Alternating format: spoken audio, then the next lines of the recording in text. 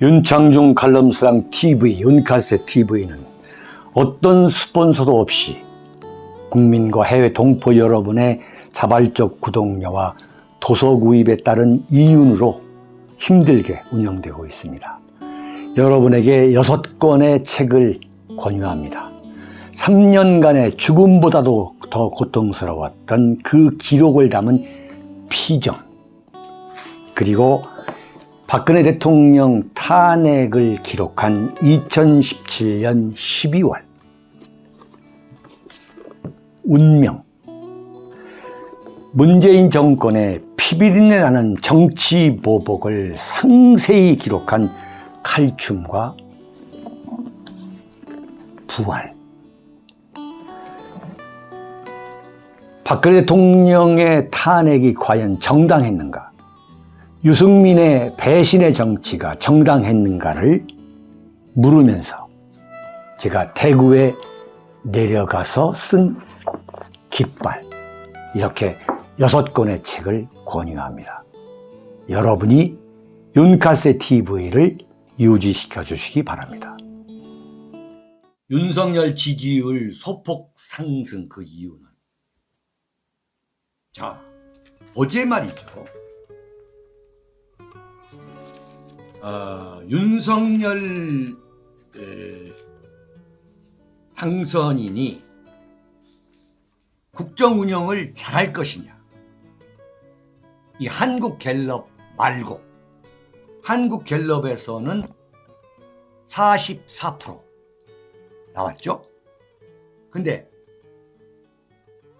엠브레인 퍼블릭, K-스탯 리서치, 코리아 리서치, 한국 리서치 4개 여론조사 기관에서 윤석열 당선인이 차기 정부 국정 수행을 잘할 것으로 생각하느냐는 질문에 응답자의 54%가 잘할 것이라고 했어요. 40%가 잘못할 것이다. 그런데 이 54%라는 게 지난주에 했던 것보다도 4%포인트 상승했다는 거죠. 그런데 왜 상승했느냐? 그건 해답이 나온 거예요. 이른바 외국어대학교 총장을 했던 김인철 씨가 교육부 장관 겸 사회부총리 자리를 사퇴한 거예요. 자, 그렇다면 뭐냐? 윤석열 후보가 지금 지지율이 저렇게 떨어지는 것은 세 가지야, 세 가지. 용산 이전, 인사 참사, 세 번째 김건희.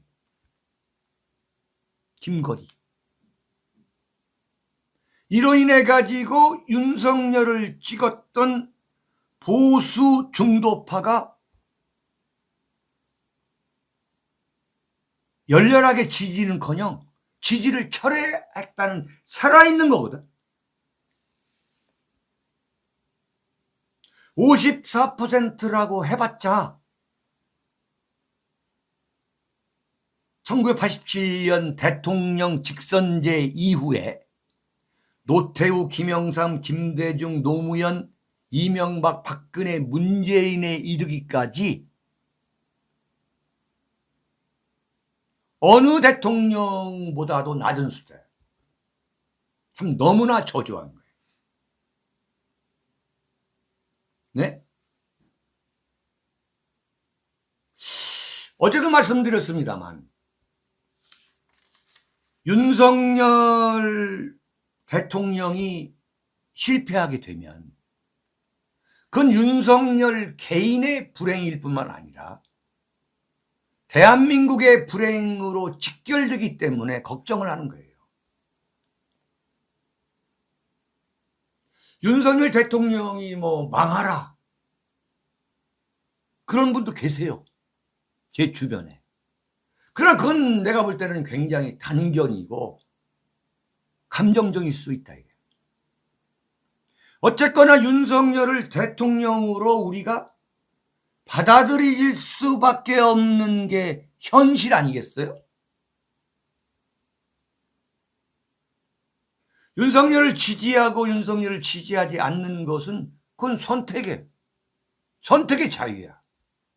그러나 우리가 공식적으로 우리가 이걸 담론에 한번 붙여본다면, 자, 윤석열 대통령이 금년 안에 대통령직에서 물러나는 사태가 오게 된다면 이게 어떻게 윤석열 개인에 대한 불행으로만 그칠 거냐 이거야. 이걸 어떻게 고소하다고만 얘기할 수 있겠냐 이거야. 그렇기 때문에 이제 걱정을 하는 거지. 그런데 여러분, 제가 어제 윤석열에게 보내는 나의 상소문이라는 제목으로 제가 첫 번째 윤창중의 조마이뉴스 방송을 했죠. 근데 오늘 조선일보에 윤평중 칼럼에 똑같은 칼럼을 썼네. 보니까 똑같은 소리야. 이게 윤평중이라고 하는 사람이 지금 한신대 명예교수인데 정치 철학을 한 사람이죠. 전라도 해남 출신이에요. 근데 원래 좌파야. 근데 소위 말하는 조선일보의 좌파 장사의 한 도구로 쓰여져 온 인물이지. 좌파의 본색을 가급적 감추다가 박근혜 대통령 탄핵 같은 거, 촛불 집회 같은 거가 나오면 본격적으로 세상에 영합해서, 대중에 영합해가지고 그 좌파의 본색을 드러내는, 그래서 조선일보의 그 상업주의를 도와주는 그 장사치를 결정적으로 도와주는 좋은 사람이 바로 윤평중 교수죠. 박근혜 대통령 탄핵 때에 최순실 씨를 라스푸틴, 볼셰비키 혁명 당시 짜르의 그 요승이었다고 하는 그 라스푸틴으로 비유해가지고 완전히 그야말로 폭발을 시켜버린, 국민의 말초신경에 불을 질러버린 그 윤평중이가 오늘 뭐라고 얘기했느냐. 윤석열 정부의 시작은 창대하지 않다. 창대하기는커녕 역대 어느 정부도 겪은 바 없는 적대적 환경에서 출발해야만 한다. 이건 말이 안 되는 거예요. 두 번째 문제는 말이 안 되는 거예요. 역대 어느 정부도 겪은 바 없는 적대적 환경에서 출발해야 한다? 무슨 소리야? 노태우 대통령 당선됐을 때에 이른바 1로 3김이 대통령 선거에 똑같이 나왔다가 노태우 대통령이 대통령이 되고 나머지 3김은, 그러니까 대선 후보들이 정당 하나씩 꿰차고서 재기를 노렸던 상황이었어요. 당시에 노태우 대통령이 처했던 그 정치 상황, 이른바 여소야대와 비교하면 지금은 아무것도 아닌 거예요. 아무것도 아닌 거예요.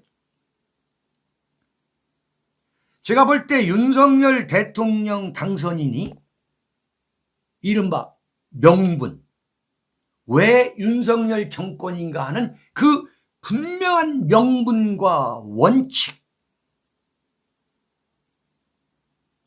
윤석열 정권의 정체성은 무엇인가 명확하게 대한민국의 보수 우파한테 명확하게 보여주는 그런 정치 행위를 지난 2달 동안 인수위 시절에 만약에 했다면 이까지 지금 막말로 양아치 민주당은 얼마든지 명분과 원칙을 갖고 얼마든지 해쳐올 수 있는 거거든.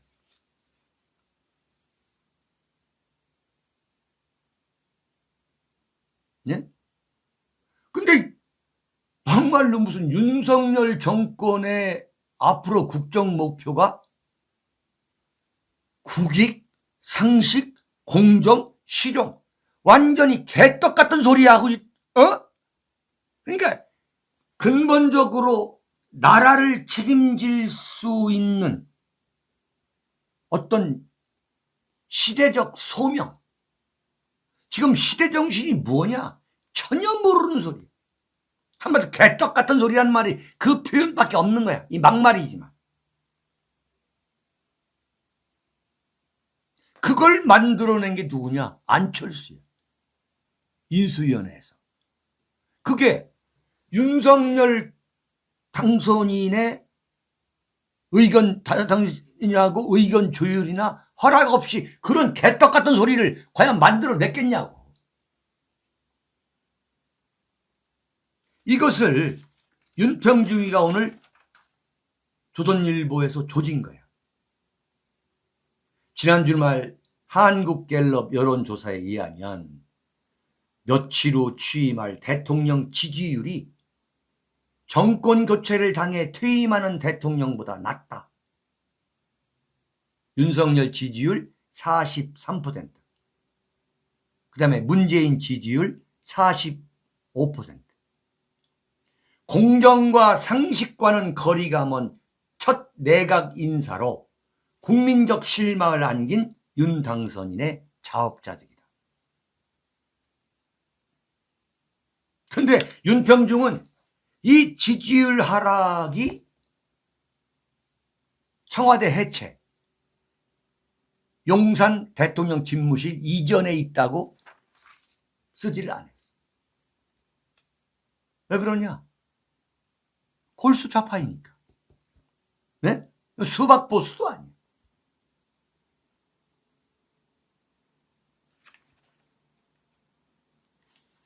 윤석열 정부는 110개나 되는 국정과제를 나열했지만 가장 중요한 국정 철학이 총체적 실정 사태다. 네? 국민을 감동시킬 기회인 첫 내각 인사를 실패하고 여기서 짚었네. 대통령실 이전 문제로 금쪽 같은 시간을 낭비하고 말았다. 그러니까 뭐냐? 대통령실 이전하는 그 본질적인 문제에 대해서 윤평중이가 지적한 게 아니라, 비판한 게 아니라 그 쓸데없는 그런 문제로 시간을 소비했다. 이런 이야기란 말이에요. 그럼에도 상식이 회복된 반듯한 나라라는 식상한 구호를 국정 목표로 앞세울 정도로 위기의식이 없다. 윤석열 정부의 최대 위기다 그랬어요. 네? 윤평중까지 윤석열 정권이 최대 위기다 그랬어요. 윤평중이가 지금 뭐하고 있느냐면 윤석열 대통령 5월 10일 취임사 감수야, 감수. 오늘의 시대 정신이 거학을 뵌 검객 출신 정치 신인을 대통령으로 불러 올렸다.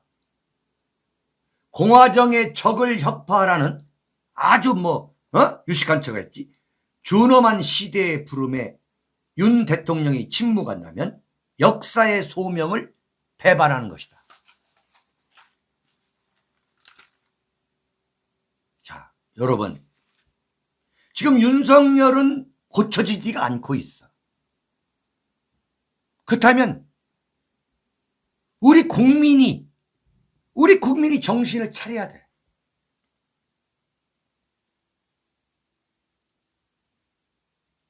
저는 윤평중 칼럼을 보면서 이런 생각을 했어요.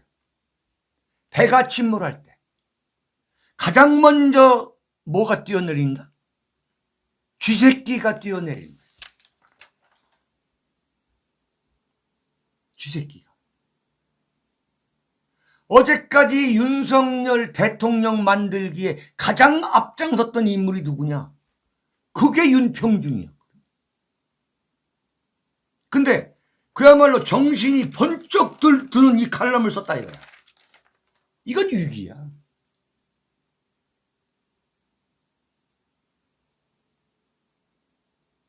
이걸 가장 먼저 지적하는 게 누구냐? 지적한 게 윤창중이었어.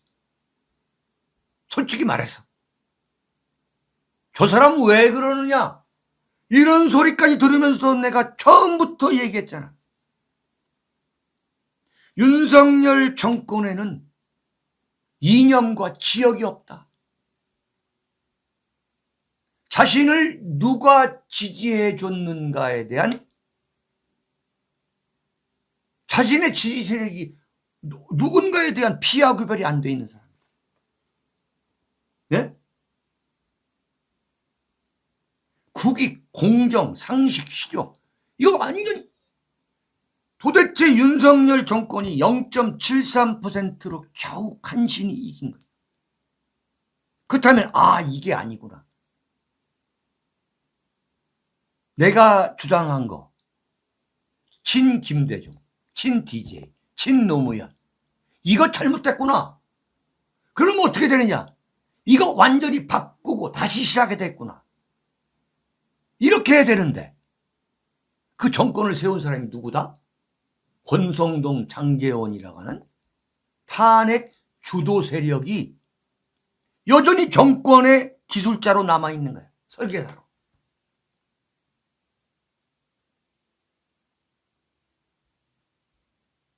어제 말이죠. 어제 대통령 비서실, 윤석열 대통령 비서실 1급 비서관 인사를 했어요. 난 그거 보고 정말 놀란 게 장성민, 김대중의 양아들이라고 하는 장성민이가 정책조정기획관으로 들어갔다. 이게 뭐 하자는 거야 대체? 아니 뭐 하자는데 내 기가 막혀가지고. 아니 김대중이 정권에서 국정상황실장을 했던 장성민이를 처음에는 비서실장 시킨다고 했다가 이거 반대하니까 정책조정기획관을 이건 정말 이건 아니 뭐 하자는 거야 대체? 에?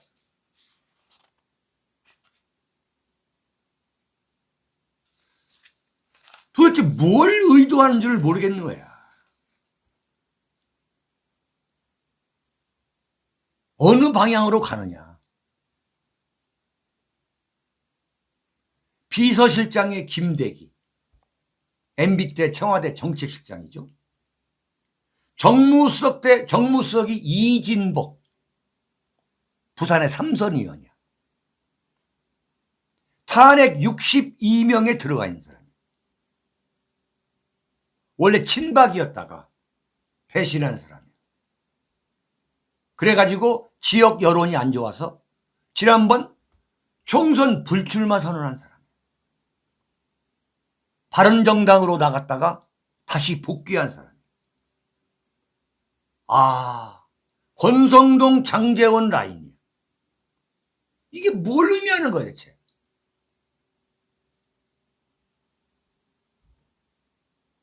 근데 어제 보니까 검찰 라인이 다 들어왔어. 검찰 라인이.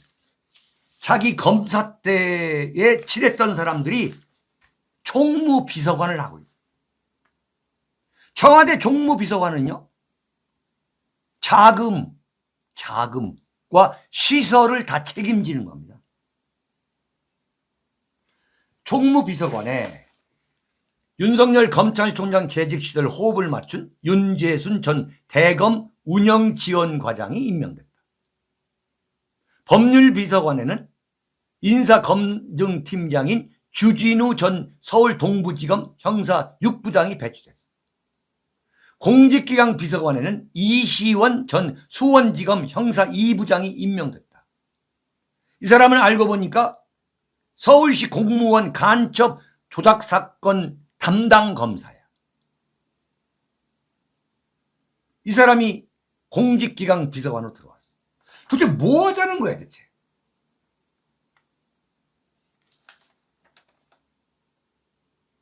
정말 이건 내가 간곡히 말하지만 이렇게 해가지고 되지 않습니다. 정권을 유지할 수가 없어요. 네? 이게 한국일보 기사입니다. 문재인 정부 심판 벼르더니 윤석열 정부 인사도 똑같았다. 조국의 위선을 무너뜨린 공정의 상징이다.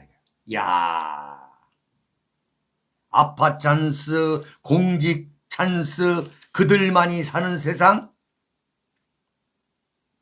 당당한 후보자들, 정호영이 내가 법률적으로 내가 위반한 거 없다.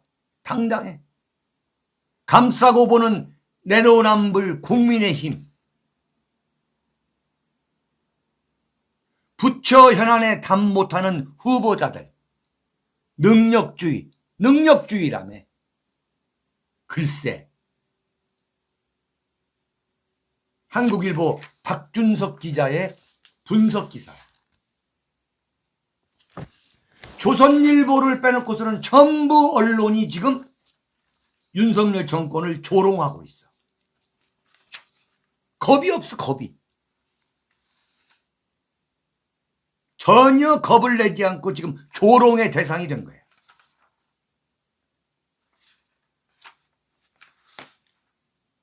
자, 그럼 어떻게 되느냐? 대안이 뭐냐 이거야, 대안이. 수박보수에 좋아하는 대안이 뭐냐? 대안이. 윤석열 대통령이 5월 10일 대통령으로 정식 취임하게 되면 분명히 이념과 정체성을 분명히 해야 한다 이거야. 이념적 정체성을 분명히 해야 한다 이거야. 그래가지고 나타나는 대로 다 잘라버려야 돼. 계속 물갈이를 해야 돼. 계속 목을 쳐야 돼. 문제가 되는 사람은 다 잘라버려야 돼. 그리고 5월 10일 취임해가지고 일주일 안에 청와대 이전을 원점에서 재검토하겠다고. 정말 이것은 하기 힘든 거지만 여기까지 왔는데 이거 재검토하지 않으면 이건 난 안 된다고 봐.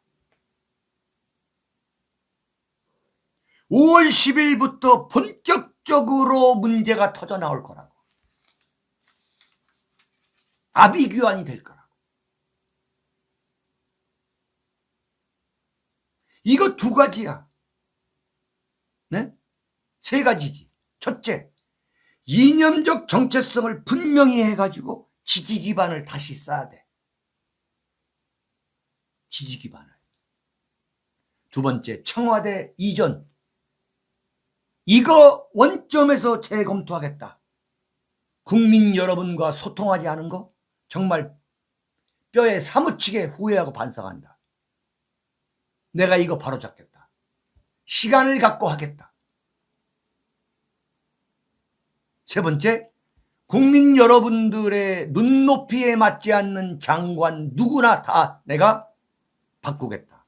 하지 않으면 이건 회복 안 돼. 어림없는 소리.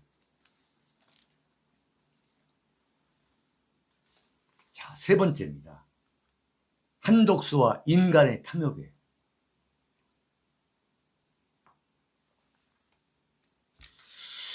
제가 여론조사를 자꾸 들먹이는데 여론조사가 대한민국 여론조사 기관의 수준이라는 게 굳이 조작을 하지 않더라도 정확하게 짚어낼 수 있는 그 자질, 기본 바탕이 안 돼 있거든요. 그런데 자, 그럼에도 불구하고 흐름만은 틀림없어요. 흐름만은. 그걸 우리가 냉정하게 인정해야 돼.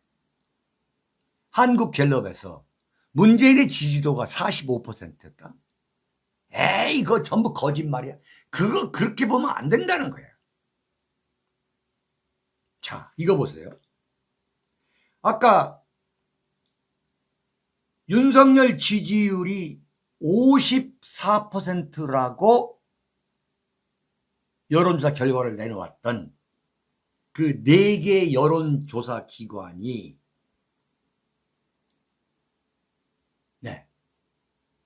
지난 2일과 4일에요.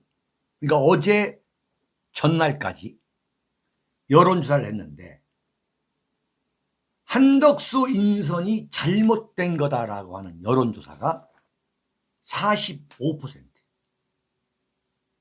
45%. 그리고 잘못됐다. 그러니까 잘못한 인선이 45%고 잘한 인선이 33%예요. 자, 그렇다면 뭘 얘기하느냐. 내가 좌파다, 내가 우파다, 그걸 떠나서 이건 여론조사에서 이미 심판이 내려진 거예요.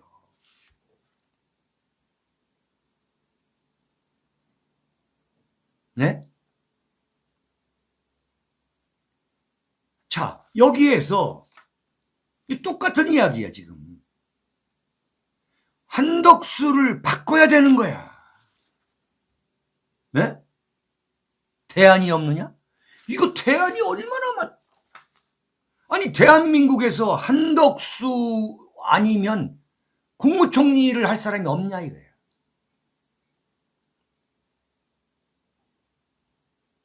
윤석열 정권의 정체성을 단적으로 보여줄 수 있는 사람을 국무총리로 앉혀야 되고 대통령 비서실장으로 앉혀야 되다. 문재인의 지지율이 떠날 때까지 46%가 되는 이유가 뭐냐 이거야. 정체성이 명확한 거거든. 문재인 정권이 어느 세력을 위해서 복무할 것이냐가 분명히 나와야 되는 거야. 이게 지금 안 나와 있는 거 아니에요. 참 답답한 일이네 정말. 자, 그런데 지금 보수의 문제점이 뭐냐면 조선일보야, 조선일보. 이 조선일보가 대한민국의 보수를 어느 정도 망치고 있다는 걸 대표적으로 보여주는 거예요. 조선일보 사설입니다. 오늘 사설에. 뭐라고 썼냐면 민주당이 한덕수 국무총리 후보자를 인준을 하지 않고 발목을 잡기 때문에 한덕수를 인준하지 않으려고 하는 거. 이것은 노골적인 새 정부 출범 방해다라는 거야.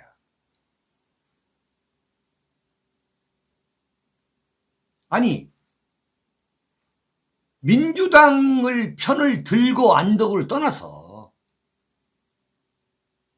우리가 객관적으로 보자 이거야. 지금 여론조사에서 이렇게 나오는데 잘못됐다는 여론조사가 명확히 나오는데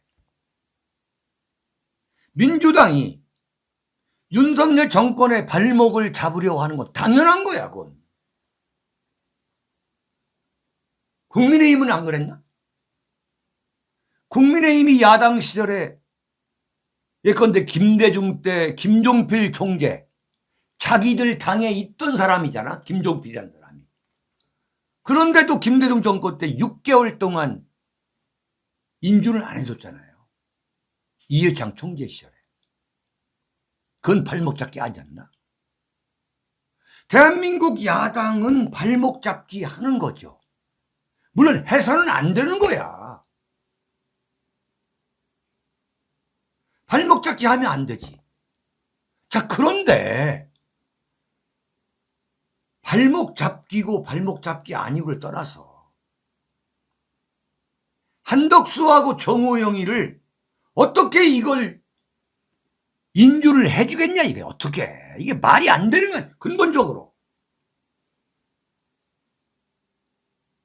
근데 이런 사설을 쓰네. 참 놀라운 이야기네.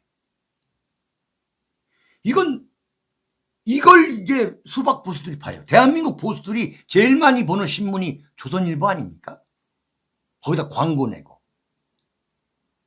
이 소위 말하는 이게 조선일보도 터무니없는 이야기를 하는 게 아니야. 지금 수박 보수들이 지금 윤석열 정권에 대해서 비판하는 것은 발목을 잡고 있다, 이렇게 보고 있는 그 민심을 지금 조선일보가 반영해서 장사하겠다는 거거든.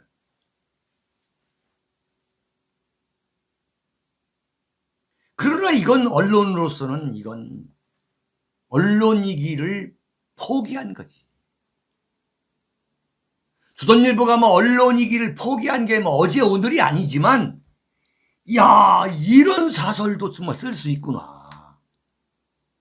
이런 사설도. 민주당이 한덕수 총리 후보자 인준을 계속 거부함에 따라. 그러니까 한덕수는 아무 문제도 없는데 민주당이 그냥 후보 인준을 계속 거부하는 걸로, 이거 왜곡이지. 함에 따라 윤석열 정부가 총리 없이 출범하는 초유의 사태를 맞게 될 가능성이 커졌다. 이건 윤석열이한테 한덕수를 바꾸라라고 얘기를 해야지. 새 정부 출범이 나흘 앞으로 다가왔는데도 민주당 지도부는 총리 후보자 인준을 받으려면 한동훈 법무, 정호영 복지부 장관 후보자를 먼저 사퇴시키라는 요구를 굽히지 않고 있다. 총리와 주요 장관 없는 반쪽 내각으로 만들겠다고 협박하는 것이다. 이건 언론이 아니야. 이건 지금 이게 문제가 뭐였냐면 이 조선일보를 윤석열 당선인이 볼 거라고.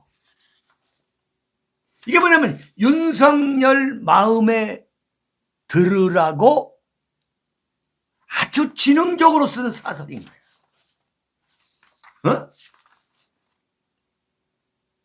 그런데 기가 막힌 게, 여러분, 한덕수 다시 한번 말씀드립니다만, 대한민국이 박정희 대통령 시절부터 지금까지에 이르기까지 이른바 대한민국 공직자, 출세 만능주의자들, 처세주의자들, 이런 인간들이 이 급속한 이 대한민국의 경제 성장을 비롯한 국가 발전 과정에서 정말 얌체라고 표현하지 않을 수 없는 얌체 왕이야. 얌체 왕. 나는 정말 한덕수 같은 사람은 정말 대한민국의 권력 세계에서 정말 난 국민의 이름으로 퇴출을 해야만 대한민국이, 나는 희망을 다시 찾을 수 있다고 보는 사람. 이건 나의 신념이야. 근데 조선일보가 지금 한덕수 편을 들고 있는 거야. 그런데 더 기가 막힌 게, 이게 조선일보의 특종 기사입니다. 윤석열 대통령 당선인이 5일 한덕수 국무총리 후보자와 통화하고 신뢰를 재확인한 것으로 알려졌다는 거예요. 더불어민주당의 반대로 교착 상태에 빠진 인사청문 정국을 정면 돌파하겠다는 의지를 드러내는 것으로 풀이된다. 정면 돌파하겠다? 한번 시켜보라고. 정면 돌파해봐. 한덕수 국무총리 인준은 이건 정면 돌파할 수가 없어요. 민주당에서 해줄 수가 없는 거야. 자, 이거 보라고. 이와 관련 윤 당선인 측 관계자는 한덕수 후보자는 김대중 노무현 정부에서 신임을 받았는데 지금 민주당의 반대는 명분이 없다는 거예요. 민주당이 민생을 볼모로 이런 식의 흥정을 하면 안 된다는 취지로 윤석열 당선인이 전화를 건 것이다. 이거 완전히 기관지야. 기관지가 아니라 조선일보는 국민의힘 위에 있는 거지. 그러니까 뭐 대통령 예컨대 윤석열, 국민의힘 이건 다 하부기관인 거예요. 아니 좋아. 김대중 노무현 정부에서 신임을 받았다. 그런데 왜 지금 시비 거느냐? 노무현 정권에서 나와가지고 한국무역협회 협회장으로 있으면서 23억을 받아가고 김앤장에 들어가서 20억을 받아간 거. 이걸 어떻게 설명할 수 있냐 이걸.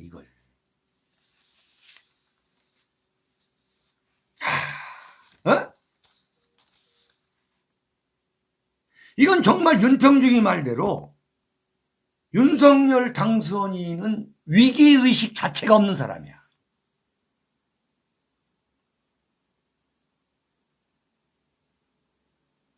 이게 지금 보통 문제가 아닌 거지.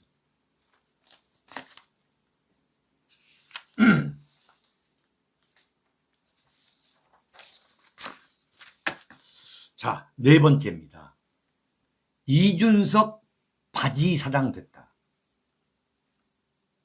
이게 이게 아주 대단히 흥미로운 현상이에요.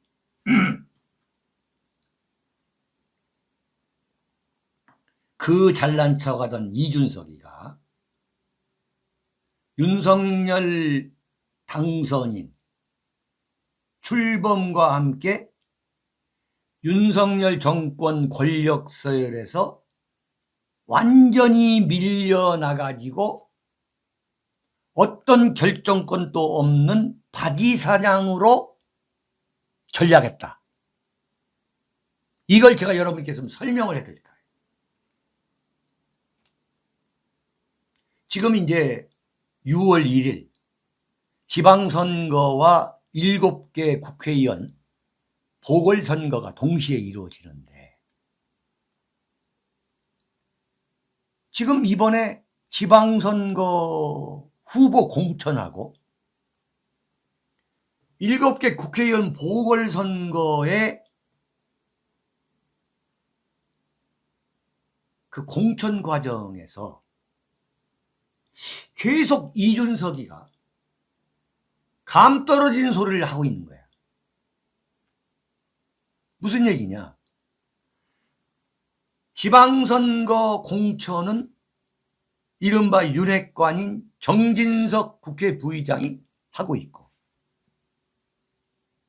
그다음에 국회의원 보궐선거 공천은 누가 하고 있냐면 윤상현이가 하고 있어요.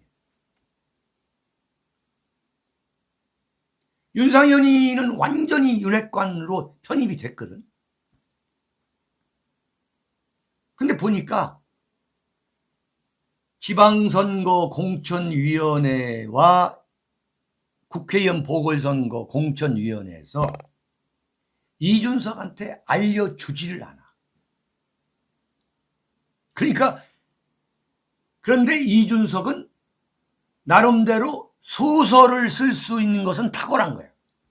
소설을 써. 그런데 그게 나중에 보니까 엇박자가 나는 거예요. 맞지가 않아. 그래서 오늘 제가 여러분께 말씀드린 것은 이준석이가 윤석열 정권 권력 서열에서 완전히 밀려났구나. 완전히 밀려났구나. 자, 당대표다.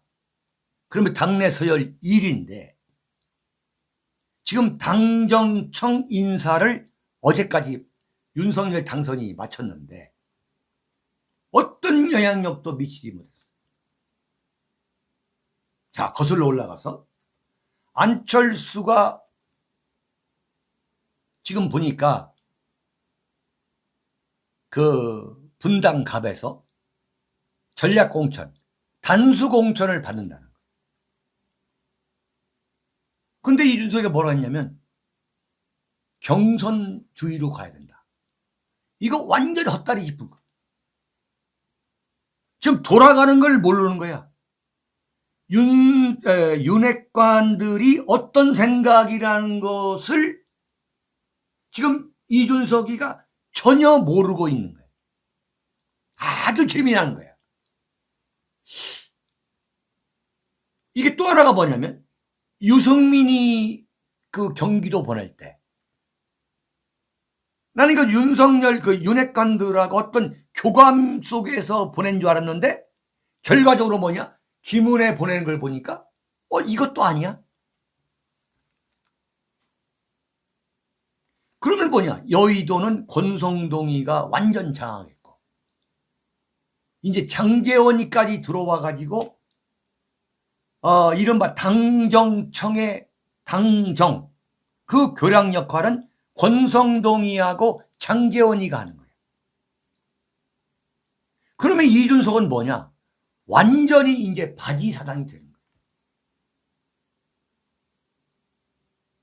거예요. 이준석이가 이렇게 무너지는 거예요. 완전히 속수무책으로 밀어넣는 거예요. 그러니까 지가 이제 윤석열 시대가 오면서 이준석 시대가 이제 완전히 가고 있는데 뭐 종편이나 뭐 라디오나 나가가지고 떠들기는 해야 되겠는데 과거처럼 자기가 건재하다는 걸 과시하려면 떠들어야 되는데 이게 다 틀리는 거야. 안 맞아. 네?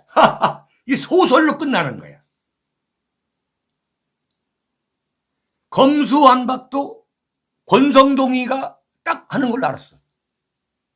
그래서 권성동이 감 잡고서 검수완박 통과시키자 하고서 의총까지 끌어갔던 거야.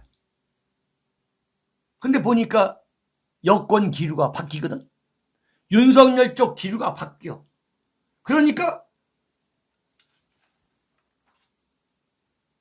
한동훈이한테 전화해가지고 물어본 거야.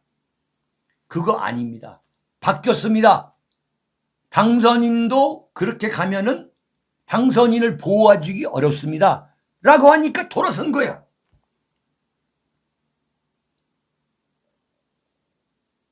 네. 완전히 이제 핫바지가 되는군요. 그러니까 대선 전처럼 대선 과정 때에 막 완전히 전성기였잖아요. 하루에 막 6군데, 7군데 방송 출연하고. 요즘은 출연하는데도 거의 없어. 이 권력자의 권력 그 부침을 가장 민감하게 아는 게 기자들이에요. 어느 정치인한테 기자가 몇 명 가느냐가 그걸 보면 이 사람이 실세냐 아니냐를 알 수가 있는 거예요. 이제 기자들이 이준석이 따라다니지 않고 권성동이하고 장제원이 따라다니는 거야. 이준석 이야기는 그냥 참고로 써주고. 자, 이런 현상이 왜 왔느냐. 정치라는 게 무서운 거예요. 윤석열이가 이준석이를 내치면은 이른바 2030 특히 이대남 이 표를 의식해가지고 이준석이를 포용하고 뭐 무슨 유세장 다닐 때 같이 가서 같이 했는데 이제 용도 폐기된 거야. 첫 번째 대선 과정에서 미운 털. 내가 보니까 윤석열이가 이제 이준석이 만나 주지를 안 해. 윤석열과 이준석의 그 격차는 이제 하늘과 땅이야. 그리고 윤석열이가 이준석을 만나줄 수가 없어. 만나주면 장사하는 거야. 언론 프레임. 그걸 이제 윤석열도 알아. 자, 이준석이가 윤석열한테 얼마나 용도 폐기가 됐는가를 보여주는 단적인 얘기가 뭐냐. 그게 뭐냐면 병장 200만 원 월급 준다는 거. 그 다음에 여가부 폐지한다는 거. 이게 이준석 아이디어인데 윤석열 쪽하고 인수위가 이거 폐기, 슬그머니 폐기했잖아요. 그 폐기 과정에서 이준석이가 완전히 배제됐어. 근데 이준석이가 옛날 같으면 난리를 폈겠지. 나 왜 물 먹였냐고. 뭐 대선 후보, 윤석열 후보 때 그 어디 뭐 유세 가는데 알려주지 않고 언론에 먼저 알렸다고 쌩 난리를 쳤잖아. 근데 지금 난리도 부리지 못하고 그냥 조용히 있어. 이준석 끝난 거예요. 더 이상 이준석에 대해서 뭐 관심 가질 필요도 없는 거예요. 이거 딱 보니까. 윤창중이가 기가 막히게 딱, 본 거야. 아, 이준석 용도 폐기. 완전 배제구나. 어제 제가 방송했죠. 병장 200만 원 여가부 폐지, 이대남 공약. 이렇게 단칼에 폐기한 건 이건 전략적 패착이다. 잘못된 거다. 여론 과정을 거치면서 이걸 폐기하더라도 폐기해야지 이런 식으로 그냥 싹둑 모자들이 하는 것은 이건 완전히 아니다. 다시 하겠다는 거 아니에요.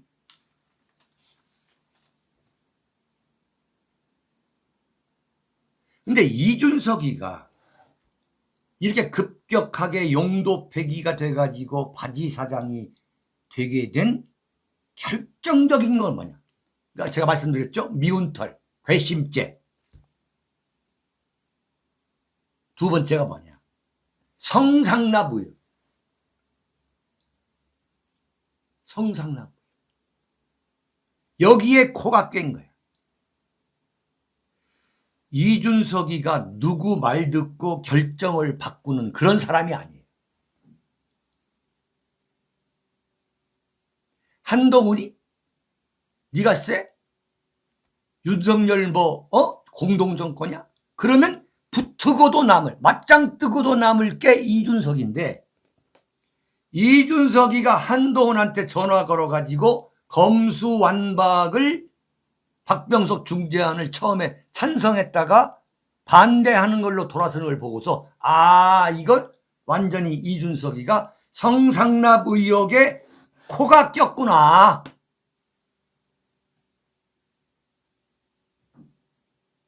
네. 나는 그래서 이렇게 본다고요. 윤석열 대통령 취임식이 끝나고 나면 이준석을 결국 이준석이가 퇴장하는 수순 쪽으로 갈 수밖에 없다. 이 고민이 뭐냐면 6월 1일 지방선거인데 그 이준석이가 이대남을 대변하는 일정한 몫이 있기 때문에 6월 1일 지방선거까지는 이준석을 무자비하게 내치지는 못할 거예요.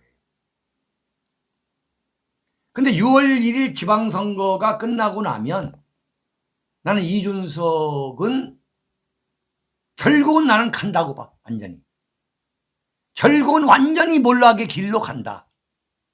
그리고 윤석열 정권이 결국은 당정청 새 판을 짤 수밖에 없다.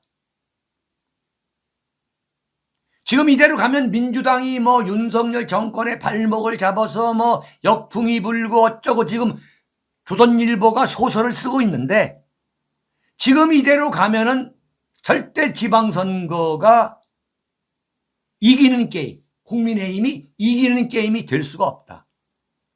그러다 보면 6월 1일 지방선거가 끝나고 나면 완전히 윤석열 대통령이 당정청을 다시 짤 수밖에 없는 그런 상황이 될 거다. 그런데 그 과정에서 과연 한동훈 법무장관, 저는 한동훈이 법무장관 시킨다고 봐요. 아무리 시비 걸어도 윤석열이가 한동훈 법무장관 나는 시킬 걸로 봐요. 네? 근데 한동훈이가 이준석이 봐주기가 어려울 겁니다. 왜 어려우냐? 이준석의 성상납 의혹 스캔들과 관계된 그 디테일과 팩트, 그 얼개, 이것은 대전지검 검찰 수사 공소장에 나와 있어요. 그리고 법원 판결문에도 그 검찰 수사 공소장 내용이 그대로 들어있어요. 이거 봐줄 수가 없어요. 절대 무혐의 처리하기 어려워요.